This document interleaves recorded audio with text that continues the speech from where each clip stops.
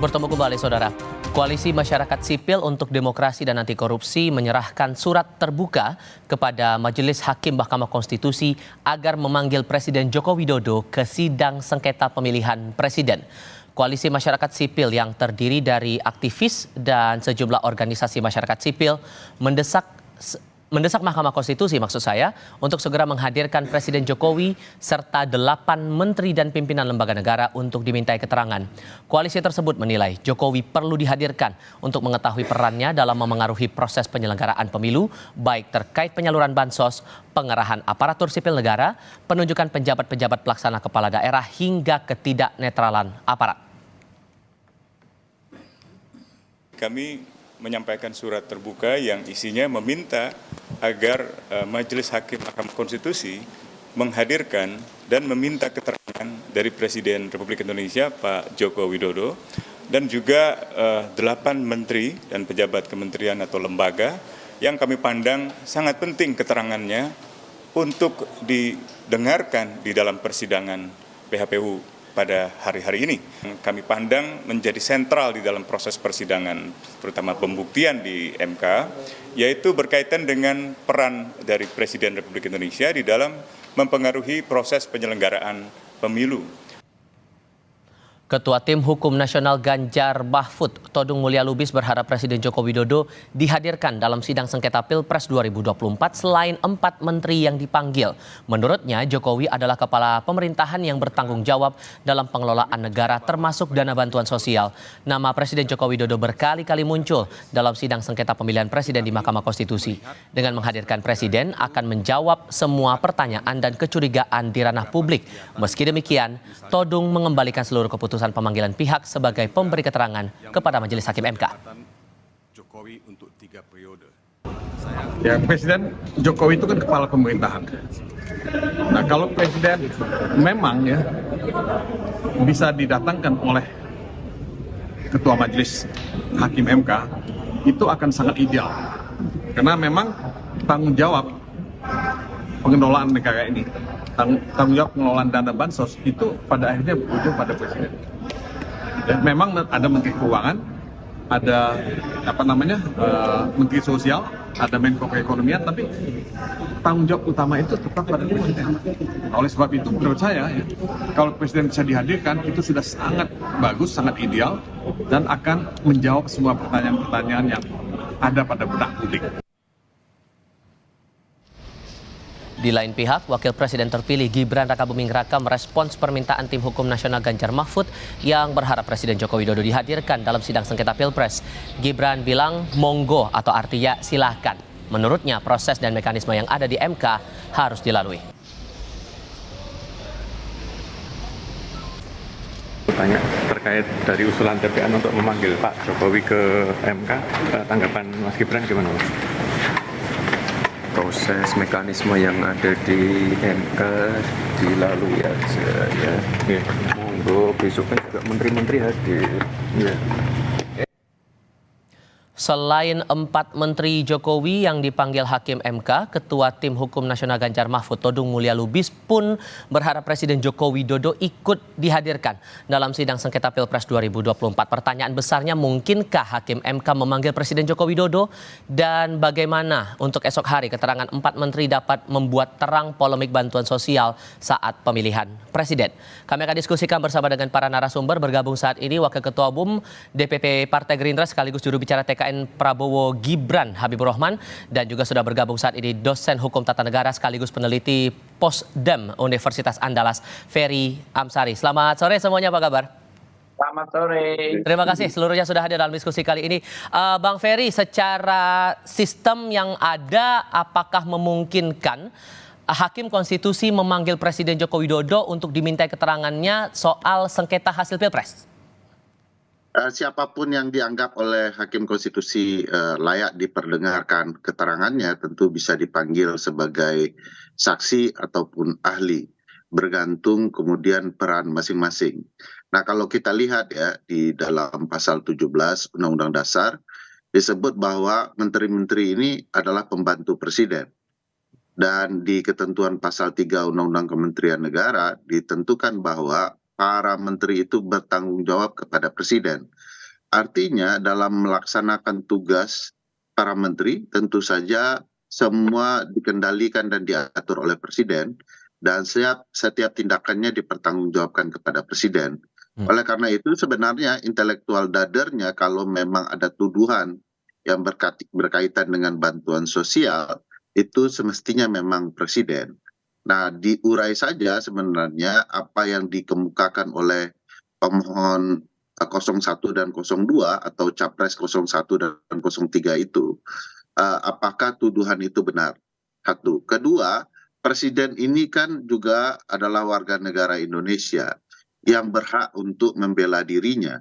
Dalam konteks ini, keberadaan presiden, hadirnya presiden, juga dikaitkan dengan upaya dirinya untuk membela berbagai tuduhan yang mengarah kepada dirinya. Jadi dua hal ini penting dan saling berkaitan dengan hak-hak warga negara juga. Memungkinkan tapi mendesak tidak menurut Anda?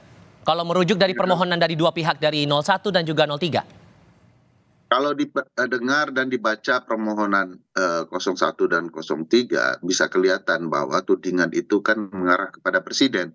Presiden yang menentukan penjabat, presiden yang mengatur bagaimana bansos dikerahkan, presiden juga dituduh menghadirkan berbagai kepala desa melalui para pembantunya. Jadi tudingan itu mengarah kepada presiden, bukan sekedar kepada para menteri. Oleh karena itu sangat urgent keberadaannya. Di sisi lain juga Bang Habib, barusan ada koalisi masyarakat sipil yang juga meminta Hakim MK untuk mendatangkan atau meminta Presiden Jokowi hadir memberikan keterangan di Mahkamah Konstitusi. Menurut Anda, suara koalisi masyarakat sipil ini sah-sah saja sebagai pendapat atau ada hal lain yang Anda cermati dari sini? Ya, dalam konteks demokrasi sah-sah saja koalisi masyarakat sipil berpihak kepada salah satu paslon ya, atau salah dua paslon. Ya, tapi memang elegannya membuka diri saja bahwa memang mereka memiliki afiliasi politik ke paslon tersebut. Nama presiden muncul itu, tadi disebut nama presiden banyak disebut, bukan karena fakta, bukan karena keterangan saksi, bukan karena alat bukti, tapi karena difitnah, karena dituduh, karena digiring dalam permohonan maupun dalam pernyataan-pernyataan paslon 1 dan paslon 3 ya.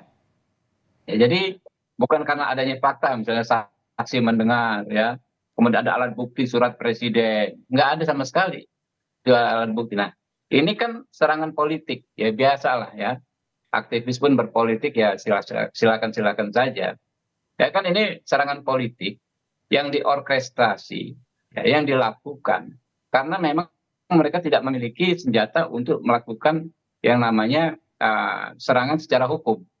Kita lihat ya, anatomi struktur permohonan paslon 1 dan paslon 2 semuanya kan out of the box.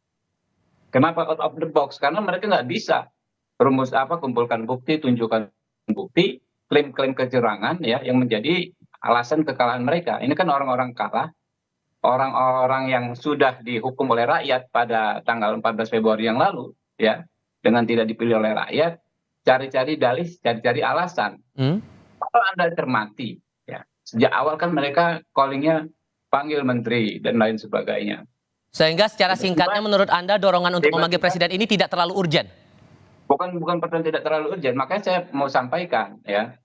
Awal lalu tiba-tiba muncul presiden ini. Ya, ini kan serangan politik. Dalam konteks hukum ya, kami tidak khawatir. Ya, tapi apakah urgent atau tidak? Tapi dalam konteks politik ya harus terus terang dikatakan ini serangan politik, karena di bidang hukum mereka punyanya peluru hampa gitu loh, nggak punya bukti-bukti, nggak punya petunjuk sedikit pun soal kecurangan yang mereka klaim, ya kan? Yang selama ini mereka keluhkan tidak ada. Jadi makanya kalau ketika ini debat di Pilpres kali ini bukan debat soal bukti, bukan debat soal saksi. Ini ingat waktu 2014 itu kan, ada kami hadirkan yang namanya Novela yang dari Papua itu. Itu kan seru, ya kan. Lalu 2019 kami hadirkan ahli yang bisa yang mendalilkan soal DPT ganda, DPT bermasalah, nilainya jutaan ya, bahkan ada belasan juta. Kalau yang sekarang ini kan lebih dalil ke dalil saja, ya kan? Dari omon-omon ke omon-omon saja, gitu loh. Tapi ya nggak ada masalah. Kalau majelis hakim ingin menghadirkan ya silahkan. Saya sepakat dengan Pak Ferry. Presiden banyak difitnah, banyak dituduh, ya. Maka presiden punya kepentingan juga membersihkan namanya. Kan ini kan panggung yang dilihat oleh rakyat. Oke. Saat ini kan ratusan juta orang memantau persidangan MK. Oke. Tiap hari digebukin, tiap hari difitnah. Ya wajar juga Pak Presiden ya diberikan kesempatan. Kalau memang ada niatan seperti itu, menurut saya ya bagus-bagus saja gitu loh. Tapi dalam konteks hukum tidak ada sedikit pun yang mengkhawatirkan kami. Ya. Kalau Anda tanya ke saya selaku paslon 2 ya tidak ada sedikit pun kekhawatiran. Semakin Presiden hadir, semakin terang benderang masalah ini. Bahwa penggunaan bansos untuk kepentingan paslon 2 itu bohong. Baik. Bahwa penggunaan aparatur negara untuk kepentingan paslon 2 itu bohong. Oke, Bung Ferry, kalau Anda melihatnya ada dorongan seperti ini, dorongan memanggil presiden ini memang ada bukti yang mengarah ke dugaan-dugaan yang dilayangkan oleh pasangan 01 dan 03 atau justru sebatas asumsi atau gimana Anda menganalisisnya? Jika keinginan menghadirkan presiden itu dituding sebagai fitnah, maka tentu saja presiden adalah bagian dari fitnah itu sendiri, karena presidenlah yang mengatakan dirinya mau cawe-cawe, presiden juga yang mengatakan dirinya ingin menggunakan data intelijen untuk mengetahui dapurnya partai politik, presiden pula yang kemudian kemana-mana berjalan dengan pasangan capres tertentu, presiden juga yang terlibat memberikan bansos, jadi presiden sedang memfitnah dirinya untuk bertanggung jawab, hadir di dalam sidang menjelaskan apa yang dia lakukan, bagian dari politik gentong babi yang dikenal dalam dunia kepemiluan sebagai bentuk kecurangan, bagian dari yang perlu diketahui bahwa secara konstitusional presiden adalah pimpinan, kepala negara dan kepala pemerintahan, penyusun kabinet, di mana para menteri bertanggung jawab. Saya mau kasih contoh ya, di dalam Undang-Undang Kementerian Negara itu, pasal 14-nya, ditentukan bahwa menteri koordinator itu dibentuk sebagai untuk menjalankan fungsi koordinasi. Jadi tugasnya hanya koordinasi. Dia tidak menjalankan tugas teknis. Baik. Nah, kenapa tiba-tiba menjelang pemilu dia menjalankan tugas teknis, membagi-bagikan bansos?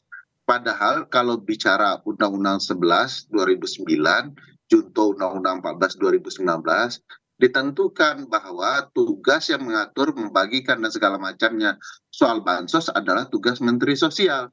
Sementara Menteri Sosial tidak dilibatkan. Kita mau tanya kepada Presiden, konsep ini aturannya dari mana? Memang ini masih dorongan saja seperti itu. Tapi yang menjadi real esok hari adalah pemanggilan terhadap 4 menteri yang bakal dijadwalkan berlangsung pada pukul 8 pagi di Mahkamah Konstitusi. Nah, sejauh mana keterangan 4 menteri ini bisa membuktikan tuduhan kecurangan yang dilayangkan oleh para pemohon? Tapi kita akan lanjutkan di sesi berikutnya ya. Kami harap Anda tetap bersama kami di Kompas Petang. Dan diminta untuk memberikan keterangan juga di Mahkamah Konstitusi. Hal lainnya juga yang menarik dicermati adalah esok hari pemanggilan terhadap 4 menteri di Kabinet Indonesia Maju untuk dimintai keterangannya di Mahkamah sehubungan langsung dengan sengketa yang dilayangkan oleh tim hukum nasional Anies Mohaimin dan juga dari tim hukum Ganjar Pranowo Mahfud MD. Merespons dari hal ini juga Bang Ferry, sejauh mana kemudian bisa mencermati pernyataan dari 4 menteri ini dan bisa membuktikan ada dugaan kecurangan itu tadi, Bang Ferry?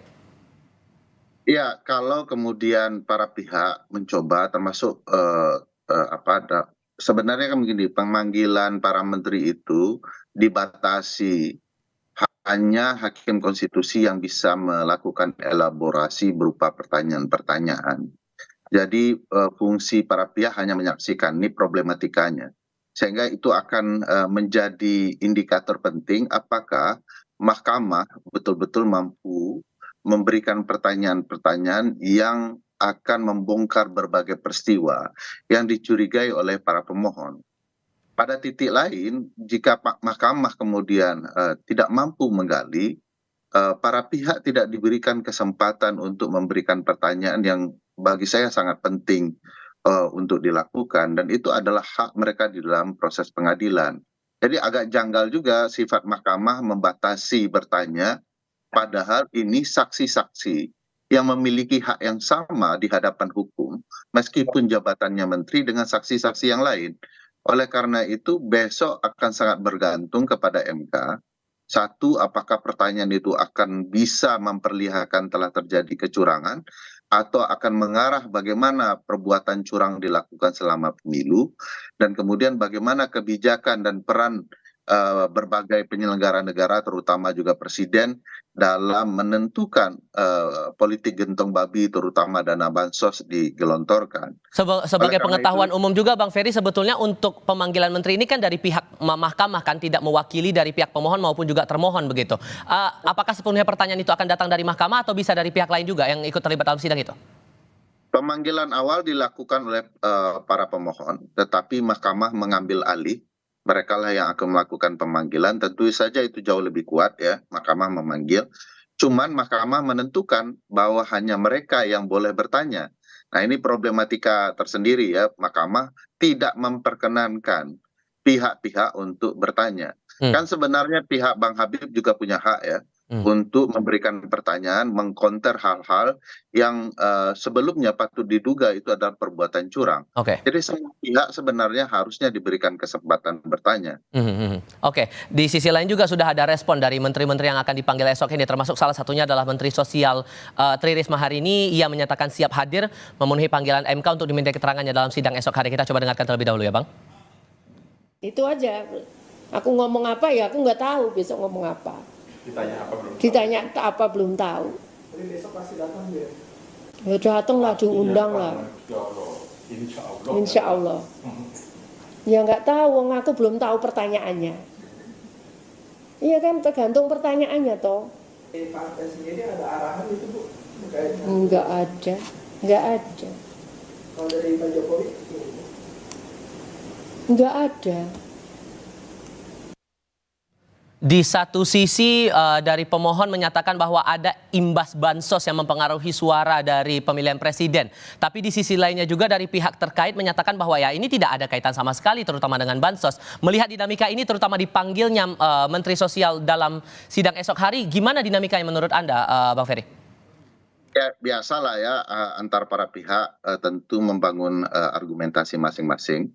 Tetapi secara ilmiah dan bukti-bukti konkret yang ada, sebenarnya sulit dipungkiri bahwa politik gentong babi yang berupa penyerahan atau pembagian dana insentif negara untuk pihak-pihak tertentu dapat terpilih kembali memang di dunia juga terjadi dan dikenal sebagai bentuk kecurangan yang memanfaatkan dana negara.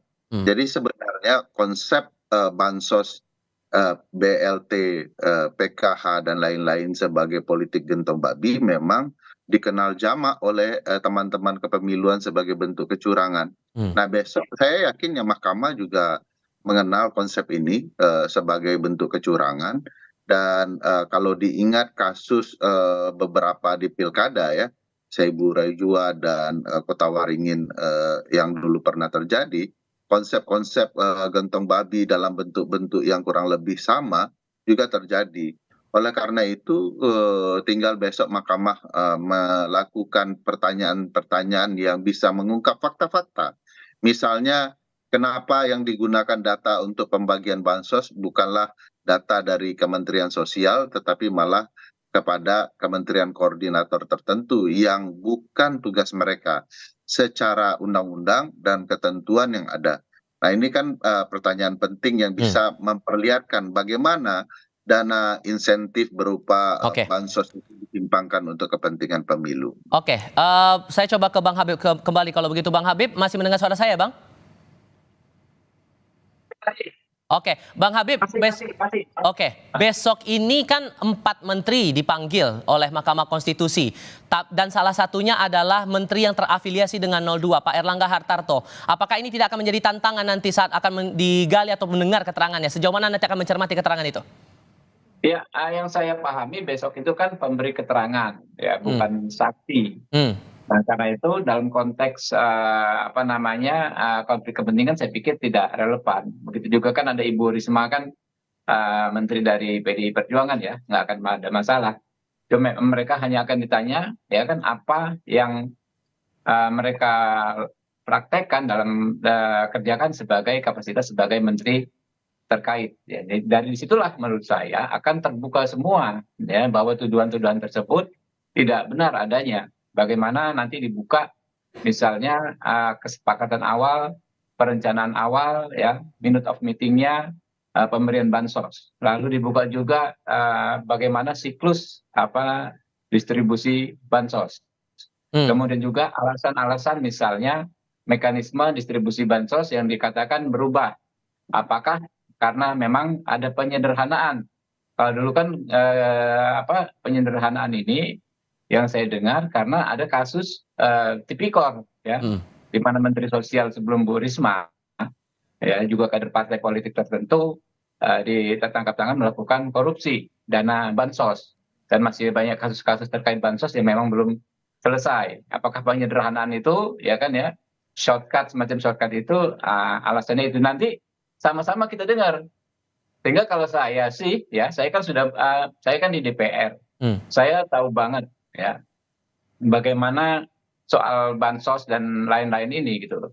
Bagaimana disepakati di komisi berapa, partai-partai apa saja, kemudian ketika implementasi juga bahkan di level pileg, saya tahu persis ya ada kekuatan-kekuatan tertentu yang menikmati memang mengklaim bansos ini, bahkan secara administrasi. Beda dengan pilpres ya, di mana persaingannya adalah persaingan ideologis. Ketika pileg ada oknum-oknum yang mengadministrasi distribusi bantuan, bukan hanya bansos sebetulnya. Sehingga Anda meyakini bersama dengan teman-teman tim pembela Prabowo Gibran, keterangan 4 menteri ini tidak akan sepenuhnya menjawab permohonan dari para pemohon soal adanya dugaan bansos terkait dengan hasil pilpres itu? Justru kalau itu kan sudah terbantah hari ini terang benderang ya. Hasil berbagai macam analisa ilmiah, teman-teman ada Litbang Kompas, saya kan pasti dibuka oleh Pak Kodari, Pak Hasan Nasbi, tidak ada kaitannya. Karena bansos misalnya di luar negeri kami menang juga gitu loh. Cukup telak gitu loh, padahal nggak ada bansos ya. Banyak asumsi yang hal-hal yang berbau asumsi kan gampang mematahkannya juga dengan asumsi argumentasi yang lebih kuat. Itu gampang, tapi kalau mau faktual, mau sesuatu yang reasonable secara faktual memadai, memang keterangan para menteri ini besok justru akan ya memperkuat bahwa tuduhan-tuduhan tidak benar, memperkuat dalil kami justru. Oke, Bung Ferry singkat saja untuk sebagai penutup diskusi kali ini. Apa yang akan Anda harapkan nanti dari pemanggilan 4 menteri ini? Ya tentu saja pemanggilan ini membuat terang ya berbagai hal sehingga tidak timbul sakwa sangka, sehingga yang tampil di dalam persidangan adalah fakta-fakta yang konkret yang memperlihatkan kebenaran sesungguhnya. Dan mudah-mudahan kita diselamatkan oleh Mahkamah Konstitusi, demokrasi kepemiluan kita, dan kehadiran mereka betul-betul juga akan menyuarakan betapa bermasalahnya pemilu 2020. Besok pukul 8 pagi di ruang sidang pledo Mahkamah Konstitusi. Terima kasih Bang Ferry dan Bang Habibur Rahman juga terima kasih sudah berdiskusi bersama kami. Selamat sore semuanya.